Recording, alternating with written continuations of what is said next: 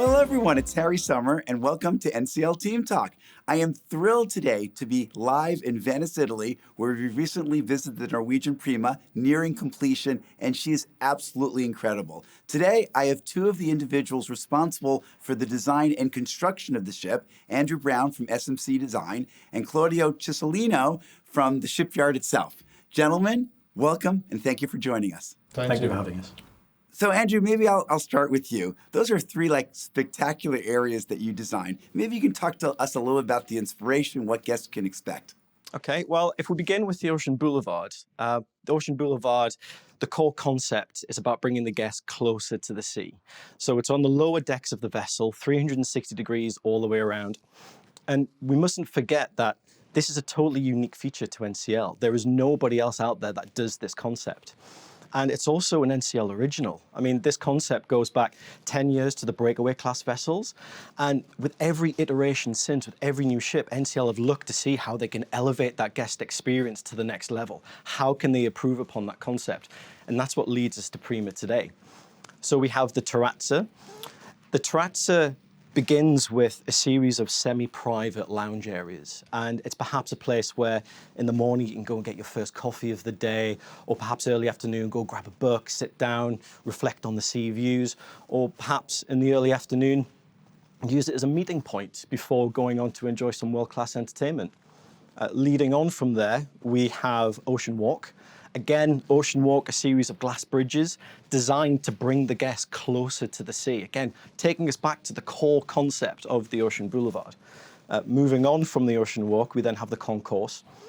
NCL have used the concourse to bring around that boulevard feeling where we've commissioned special pieces of artwork, bold artworks for the concourse, commissioned especially for Prima. And then we come to perhaps my favorite part of the Ocean Boulevard, which is the Infinity Beach. Now, the Infinity Beach, again, goes back to wanting to bring the guest close to the sea. So we have these amazing infinity pools designed to blur the lines between pool and the ocean. So again, guests are really going to immerse themselves in that ocean-going experience, being able to watch the amazing landscapes go by, again, taking them back to the core of the Ocean Boulevard concept. Then we go up to the main decks, on the upper decks, and we have the main pool. Now, the main pool is all about choice.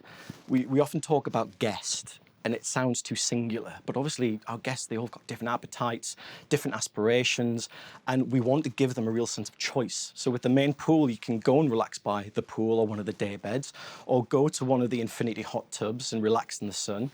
We also have the wave bar if you want to go and get a drink with your friends. If you're looking for something more invigorating, we have the aqua park, we have the tidal wave water slide. And again, it's all about giving the guest a fantastic selection and choice to be able to fulfill any of their indulgences that they might take them. So tell me about the dry slide. So I actually was on the ship earlier today, and I went up to deck, I think it's on 18. Yeah. And it's like, it looks like you go over the side of the ship. Yeah, well, it's one of those features where the guests are going to have this incredible thrill when they see it as they approach the ship, because it's quite an imposing series of structures. And the anticipation of that's going to build as they go through their vacation. And I think the slides themselves, they're still accessible, but they're challenging enough that there's going to be a great sense of achievement for the guests once they actually do the dry slides. One thing I love about it is it actually connects the upper decks to the Ocean Boulevard, so we get that fantastic link between the two. But in addition to that, the one thing which perhaps appeals to me is the rush, because rush, there's a competitive element to it. You can race against your friends or against your family. So it's got that competitive edge just to give it that extra bit of fire to the experience. But again, the challenge to it is the speeds that we'll be reaching. I mean, these are the fastest slides of anything at sea. That's absolutely fantastic. I'm excited just listening to you. So Claudio, it would seem to be an incredible engineering challenge to build a ship of the size and complexity of Norwegian Prima. Maybe you can tell our viewers how that works, how that process works, in brief. Yeah, it is incredible to see the ship. The ship is there. It's almost ready. She will have in a few weeks a very important milestone, because she will have sea trials. And you know, for a prototype for a Prima Class ship, it is a very important moment, because you need to try everything, and everything needs to work the first time. We hope. We are sure the ship will perform very well. She is almost ready. And the amazing thing is that in parallel, we are building other 2 ships for you, which is Viva, the second one, and the third one in Romania. And this is because we are using all our production network. And, it is at the end of the day like if you play with the bricks of the Lego. So you build actually the ship in pieces, and then you bring all the pieces together in the dry dock.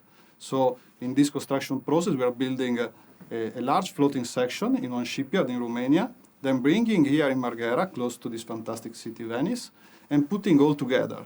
And then the ship comes to life, and she's almost ready, and she will be for sure beautiful. That sounds also very exciting. I was on board today and I had a chance to see Norwegian Viva.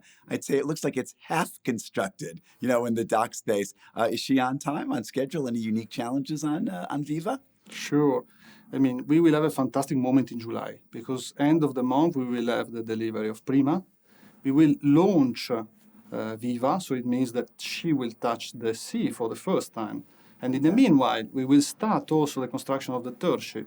So it's really a program in which we need to manage the timings, manage the collaborations.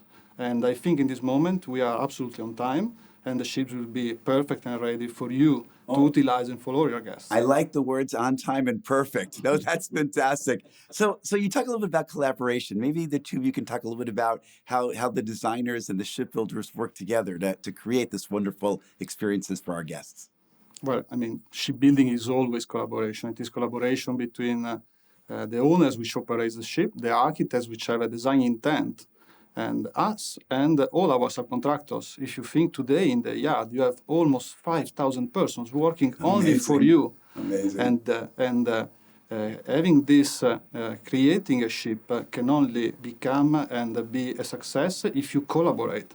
And I have to say in the last 2 years, it has been even more challenging to have a collaboration. And so we are today in a situation in which the ship is almost there. And so for sure our collaboration has been amazing during all this time.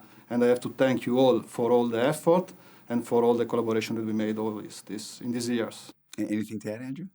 I mean, we've worked with Fincantieri for a long time, so there's a lot of mutual understanding between the two of us. And we're fortunate to be able to work with Fincantieri because they're a world-class shipyard. Absolutely. And the thing that I love about working with Fincantieri is they've got a beautiful finesse about their work. They're Italian. Exactly. They have a wonderful finesse. They've got fantastic vendors, and they really understand the objective, and that's about building world-class designs, world-class products to only the highest standards. So what feature are you most looking forward to, Andrew, when the ship actually, is live in July? Okay, for me, I think it's going to be the speedway, just purely because of the guest experience. Again, we talk about having this imposing sort of anticipation, wraps around the funnel, 3 decks high, longer than Encore, more turns. The guests are going to be seeing this from afar, and they're going to be building up their excitement towards that experience. So the 3 of us, July 28th, we'll get on board, we'll do a little race, friendly race. Exactly, yeah. I don't think I'm going to, I think the Italian's going to win. Always.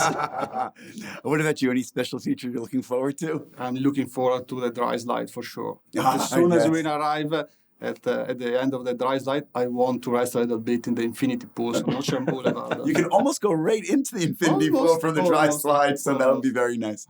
Well, gentlemen, I really want to thank you for your time today. This is super exciting. I get so enthusiastic when I hear from the experts about what's coming ahead for the brand. And I want to thank all of our viewers today. I hope that you enjoyed as much as I did hearing from these 2 experts in the field what's coming ahead for the Norwegian Prima and Viva and the rest of the fleet. Thank you all.